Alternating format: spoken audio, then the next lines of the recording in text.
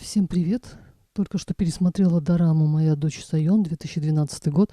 Автор сценария Гён, режиссер Ю Хён Ги. Ой, я не знаю, зачем я вот эти вот, сценариев. Все равно никто ничего не запомнит, я сама запомнить не могу.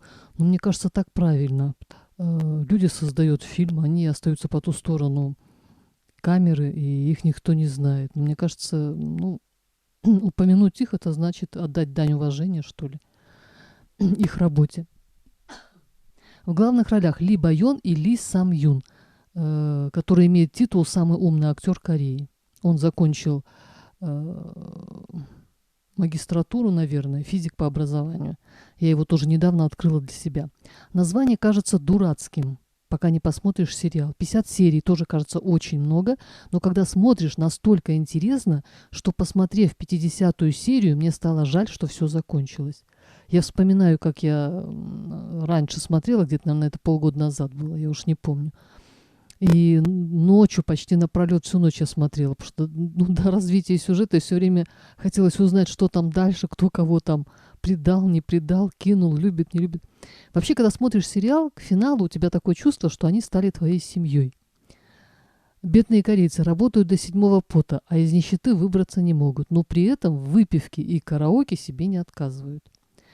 Концепция такая. Дочь, однажды отказавшись от отца, пройдя путь длиной в 3 года через ложь, боль, стыд, обман, унижение, страх быть разоблаченной, потеряла мужа, ради которого отказалась от отца, и что помогло ей вновь обрести отца, брата и мужа.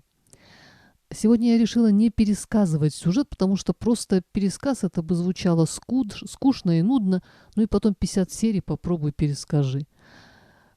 Невозможно передать словами боль и стыд, которые сидят в груди, когда при тебя... Как передать словами, что ты ненавидишь самого близкого и родного человека, отца, который подарил тебе жизнь? Как передать смятение бедной девушки, которая полюбила богатого парня, и на вопрос родителей парня про профессию отца, стыдясь своего живого отца, она отвечает, что он умер. Бедность и богатство. Сколько недопонимания и горя приносит это социальное неравенство. Сейчас я понимаю, почему в бедных корейских семьях родители настаивают на высшем образовании для своих детей. Наверное, хлебнув в бедности, хотят, чтобы их дети больше зарабатывали, рассчитывают, что вуз как трамплин в более успешную и счастливую жизнь. Жаль, что желание некоторых родителей дать своим детям много и сразу не всегда исполняется. Особенно это касается мужчин. Вести жмотский образ жизни, отказывая себе во всем, откладывая на образование, свадьбу, похороны, они считают, что это путь не настоящего мужчины. Надо рисковать, надо жить по принципу «все или ничего», считают они, например, делая ставки на ипподроме или казино. И чаще такие принципы терпят фиаско. Мне лично ближе принцип «медленно, но верно». А еще фильм о том, как важно зарабатывать, занимаясь любимым делом. Один из героев, добропорядочный семьянин, ходил на службу в компанию друга. Работа была ему в тягость. Быть на побегушках у друга президента, быть компаньоном по выпивке в вечерних посиделках тяготило его. Но, будучи уже не таким молодым, он все же решил оставить престижную должность и заняться актерством, и у него все получилось. Но надо отметить, у него была база, то есть дом, жена, какие-то накопления. Было недопонимание со стороны жены, но они все преодолели. В сериале много параллельных сюжетных любовных линий, разных пар, молодых и не очень. Так вот, одна из них – брат главной героини. При выборе партнерши руководствовался социальным равенством и выбрал девушку, коллегу-сироту, считая, что ему, бедному парню, она будет ровней. Узнав, что она дочь президента, отказался от нее. И чтобы быстрее ее забыть, срочно женился на девушке, которая любила его 3 года и ничего не просила взамен. То есть сильная любовь, желание угодить, уважение и почитание родителей могут со временем вызвать ответную любовь у партнера, первоначально просто позволявшего себя любить.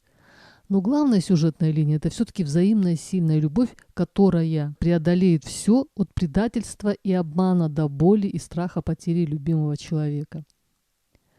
По аналогии с изречением Мурилио, а точнее надписи на холсте «И все-таки она вертится», так и хочется с пафосом воскликнуть «И все-таки она есть», имея в виду не планету, а любовь.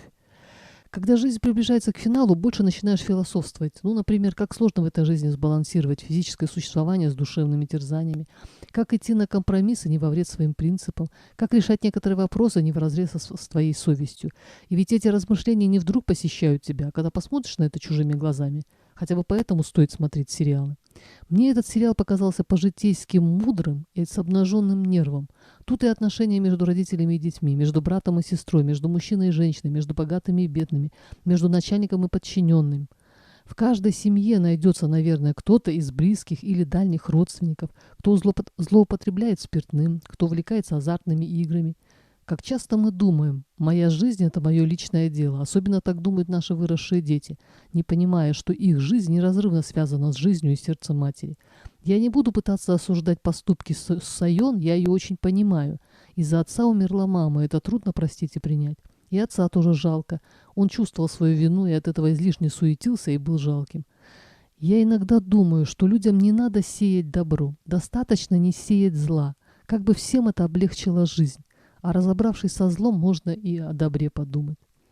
На мой взгляд, это лучшая роль Ли Байон. На протяжении 50 серий столько душевных мук и страданий, столько слез, и каждый раз, когда она начинала плакать, у нее так естественно и нервно тряслась нижняя губа, очень много сил вложено в эту роль.